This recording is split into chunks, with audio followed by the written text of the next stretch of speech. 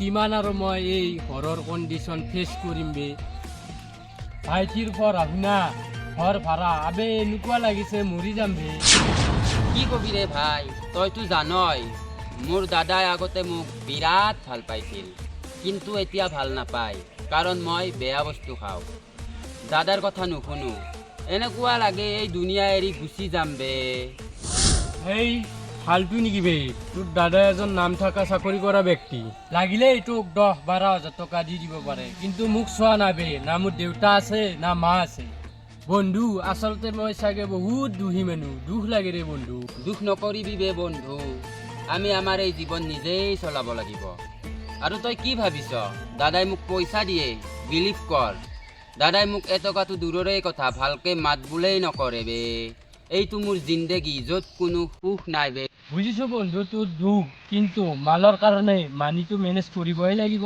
কেতিয়াবা কিয়নো এই মালকণ নহ'লে আমাৰ জিন্দগীয়ে খতম বন্ধু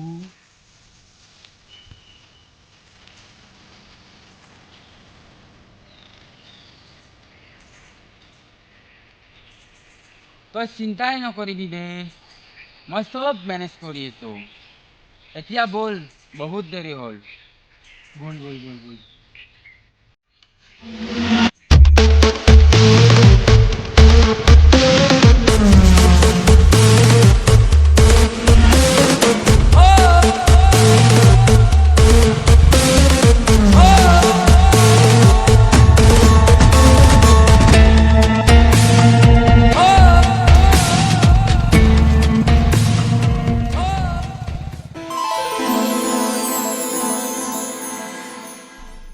হেল্ল' ভাই টকা মেনেজ হ'ল নাই নাই বে মাথা মাৰি আছোঁ কিবা এটা কৰিব লাগিব ৰ ভাই আগৰ মালৰ পইচা বাকী হৈছে হুছেইন দাই পইচাৰ কথা কৈ আছে ভাই জলদি মেনেজ কৰ নহ'লে আমাৰ পাছত দিগদাৰ হ'ব অ'কে মই মেনেজ কৰি আছোঁ হ'ব দে অ'কে পাছত কল কৰি আছোঁ মই এতিয়া বাই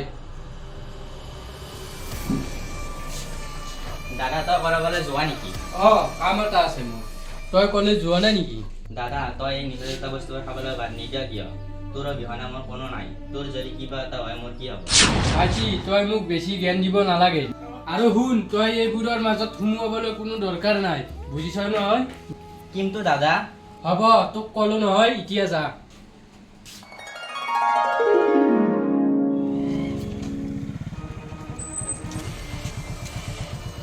ঐ এটা কথা গম পাইছানে নাই পুলিচে কিন্তু একেদিন আমাক বিচাৰি আছে অলপ ছেভ হৈ চলিব লাগিব আৰু গাঁৱতো আমাৰ কথা মুখে মুখে সকলোৰে এইবোৰ কথা ভাবি দেখা পুলিচে কি কৰিব আজি এৰেষ্ট কৰিব কালি আকৌ এৰি দিব এইটো কথা ইমান সহজতে নল'বি বাৰু যি হয় সময়ত দেখা যাব এতিয়া তই ক'ত যাব আছে যা নহ'লে আৰু কোনোবাই দুয়োটাই একেলগে দেখিলে কথাটো বেয়া হ'ব ঠিক আছে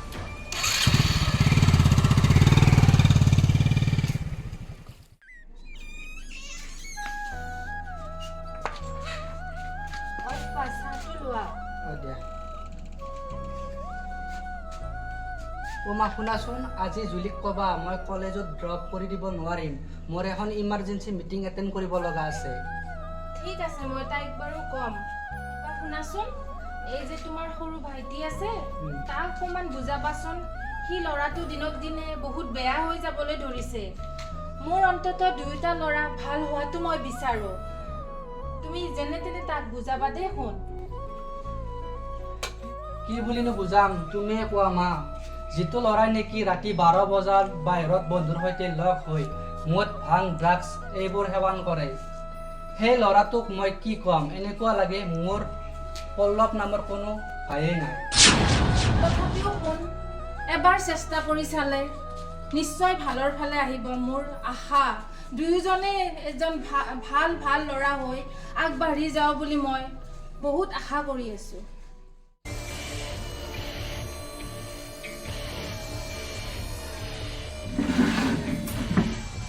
মা ইফালে আছোন মা উপায় কি হ'ল ইমান খৰধৰকে মাতিছা যে মা মোক টকা 10,000 লাগিছিল টকা 10,000 এই যোৱা সপ্তাহত তোক 5,000 টকা দিছিলোৱে সেইখিনি খতম হ'লেই নে তোৰ 5,000 টকা তুমি নিজে কোৱা 5,000 টকা কি হয় আজিকালি আৰু এই 10,000 টকাৰে তই কি কৰিব খুজিছ মোক কচোন সোনকালে।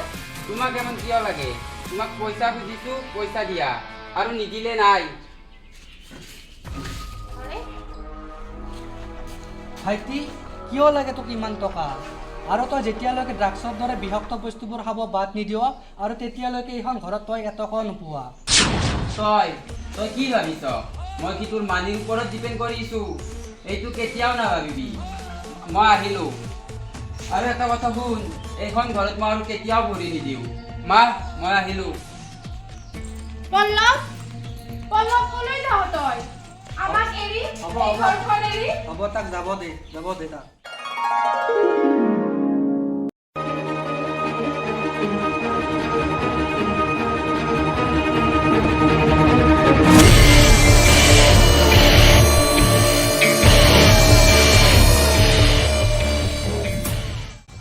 ভাই কি কৰিম এতিয়া? পইচা পাতিও হাতত নাই, গাড়ী চাড়ী গোটাই বিক্ৰী কৰি দিলোঁ। বিৰাট তাৰ কি লাগছি, তই কি কৰা কৰ আৰু। কি ক'ম ময়ো ঘৰত পইচা খুজিলোঁ, কিন্তু নিদিলে। কিবাকে নহয় কিবাকেতো খাব লাগিবই। কিবা এটা ব্যৱস্থা কৰি আছোঁ ৰ। ড্ৰাগছ যুৱ প্ৰজন্মৰ বাবে এক মাৰাত্মক শত্ৰু। এই কাহিনীটোৰ জৰিয়তে আমি মাত্ৰ এটা সৰু ঘটনাক উপস্থাপন কৰিবলৈ চেষ্টা কৰিলোঁ। মাতৃৰ অবাধ্য সন্তান পল্লৱে নিজৰ ককায়েকৰ সৈতে সংঘাত লাগি ঘৰ এৰি গুচি গ'ল। কিন্তু কাহিনীটো ইমানতেই জানো শেষ হৈছে? ড্ৰাগছ আসক্ত পল্লৱ সলনি হ'বনে নে অপৰাধৰ আশ্ৰয় ল'ব? তেন্তে জানিবলৈ চাওক ড্ৰাগছ, আজিৰ যুৱ প্ৰজন্মৰ পৰৱৰ্তী খণ্ড।